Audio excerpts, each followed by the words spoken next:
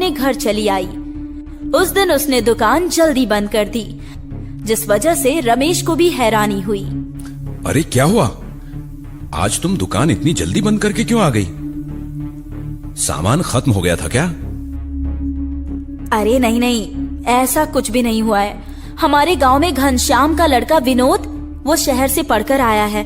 आपको तो पता ही है कि शहरी लोग तो पिज्जा बर्गर खाते ही खाते हैं। अगर उसने मेरा पिज्जा खाया तो उसे तो पता चल जाएगा कि हम पिज्जा कैसे बनाकर बेचते हैं। हाँ हाँ, ये तो तू बिल्कुल ठीक कह रही है। पर अब हम लोग क्या करेंगे? इससे तो हमारा सारा खेल ही बिगड़ जाएगा। आप चिंता मत कीजिए, कुछ दिन मैं शांत रहूंगी। वैसे भी मुझे पता है वो यहाँ गांव में ज्यादा दिन नहीं रहने वाला है, क्योंकि शहर के लोग कहाँ गांव में रह पाते हैं। जैसे ही वो चला जाएगा हम फिर से वैसे ही पिज्जा बनाने लगेंगे। हाँ, ये तो बिल्कुल ठीक कह रही हो। चल, कुछ ही दिन की बात है। वैसे भी हमारे पास बहुत रुपये आ चुके हैं। इतने दिन में हम मरे नहीं जा रहे हैं। और ये कहकर अब वो उसी तरह का पिज्जा बनाकर बेचने लगी। धीरे धीरे समय गुजरा और सब कुछ फिर से पहले जैसा हो गया। पर एक दिन अचानक विमला की दुकान पर विनोद आया और उसने कहा, अरे काकी, एक पिज्जा तो देना। मैंने सुना है आप पिज्जा बहुत अच्छा बनाती हैं। अरे अरे अरे अरे विनोद, यहाँ पर तुम यहाँ कैसे? तुम तो शहर चले गए थे ना? कहाँ काकी, मैं तो गांव में ही था। बस कुछ दिन के लिए गया था, पर वापस आ गया। क्या आपको पता नहीं लगा? नहीं, मुझे नहीं पता लगा। पर आप इतनी घबराई हुई क्यों लग रही हैं? जैसे कि आपने कोई भूत देख लिया हो। अरे अरे नहीं नहीं नहीं, ऐसी कोई बात नहीं है बेटा। चल, मैं तेरे लिए पिज्जा बना देती हूँ। और ये कहकर उसने पिज्जा बनाकर विनोद को दे दिया।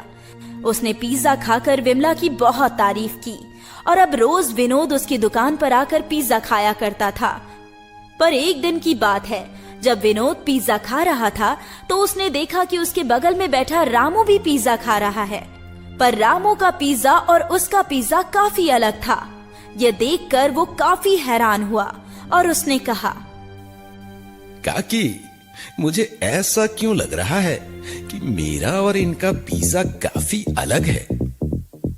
अरे, ये तुम कैसी बातें कर रहे हो? ऐसा कुछ भी नहीं है बेटा। लगता है तुम्हें कुछ भ्रम हो गया है। नहीं नहीं काकी, मैं देख रहा हूँ मेरा पिज्जा सबसे अच्छा होता है, जबकि इन लोगों का पिज्जा नहीं। आखिर ऐसी क्या बात है? नहीं नहीं बेटा, ऐसी कोई बात नहीं है। तुम्हें गलतफहमी हुई है। मैं तो सभी पिज्जा एक जैसा ही बनाती हूँ। ये सुनकर विनोद वहाँ से चला गया, क्योंकि उसे विमला पर शक हुआ कि दाल में कुछ तो काला है। कुछ समय के बाद उसकी दुकान पर एक आदमी आया और उसने विमला से कहा, अरे भाभी जी, एक पिज्जा तो देना। हाँ हाँ, अभी देती हूँ। और ये कहकर विमला ने उसे पिज्जा दिया। उसने पिज्जा खाया और विमला से कहा, अरे भाभी जी, मुझे पिज्जा कुछ सही नहीं लग रहा है। क्या आपने पिज्जा में सामान पूरा नहीं डाला है? अरे, ये कैसी बात कर रहे हैं? जैसा पिज्जा होता है वैसा ही तो दिया है। पर मुझे इसमें कुछ गड़बड़ लग रही है। नहीं नहीं भाई साहब, ऐसा कुछ भी नहीं है। आज तक किसी ने भी मुझसे शिकायत नहीं की है। सभी को मेरा पिज्जा बहुत अच्छा लगता है। वो तो लगेगा ही, क्योंकि ये ठहरे गांव के और मैं शहर का। तो इसलिए, क्योंकि आपने ना ही इसमें चीज डाली है ना ही पनीर, बस इसमें आपने टमाटर और प्याज डाल दी है। आपने और कुछ भी नहीं डाला है जो पिज्जा में होता है। आपने तो बस रोटी के ऊपर सॉस लगाकर पकड़ा दिया है। ये सुनकर विमला काफी ज्यादा परेशान हो गई, क्योंकि उसे पता नहीं था कि ऐसा कुछ हो जाएगा। तो उसने कहा, अरे नहीं नहीं, ऐसा ही पिज्जा होता है। आप जाइए यहाँ से, जाइए। मेरा टाइम खराब मत कीजिए। वैसे भी मेरी दुकानदारी का समय है। पता नहीं कहाँ कहाँ से चले आते हैं। ठीक है, जाता हूँ। और ये कहकर वो वहाँ से चला गया। कुछ देर बाद विनोद वहाँ पर आया और उसने विमला से पिज्जा मांगा। विमला ने उसे पिज्जा दिया और विनोद ने उसे खाकर विमला से कहा, अरे काकी, अभी जो आपने पिज्जा दिया था वो काफी अलग था और ये तो बहुत ही अच्छा है। ऐसा कैसे? क्या? ये तुम क्या कह रहे हो? अभी मैंने तुम्हें पिज्जा कहाँ दिया? अरे अभी थोड़ी देर पहले तो आपने मुझे पिज्जा दिया ही था। वो तो बिल्कुल ही बेकार था। ऐसा लग रहा था मानो रोटी पर किसी सॉस और टमाटर जलाकर पकड़ा दिया हो। ये सुनकर विमला काफी हैरान हुई। विमला को हैरान देखकर विनोद ने उससे कहा, हैरान मत होइए, वो आदमी कोई और नहीं बल्कि मैं ही था। मैं ही भेष बदल कर यहाँ पर आया था क्योंकि मुझे उस दिन आप पर शक हुआ कि आप पिज्जा में कुछ गड़बड़ कर रही हैं, और अपना शक और आपकी सच्चाई लाने के लिए मैं आज भेष बदल कर आया और मुझे पता लग गया कि आप सभी को ऐसा ही बेकार पिज्जा बना कर देती हैं। आप उसमें कुछ भी चीज नहीं डालती हैं जैसा पिज्जा में होना चाहिए। आप गांव वालों को बेवकूफ बना रही हैं। इतनी कंजूसी अच्छी नहीं है काकी जी। आप इतने रुपये बचाकर कहां पर ले जाएंगी? अरे बेटा, ऐसी कोई बात नहीं है, मैं तो बस ऐसे ही। ऐसे ही क्या?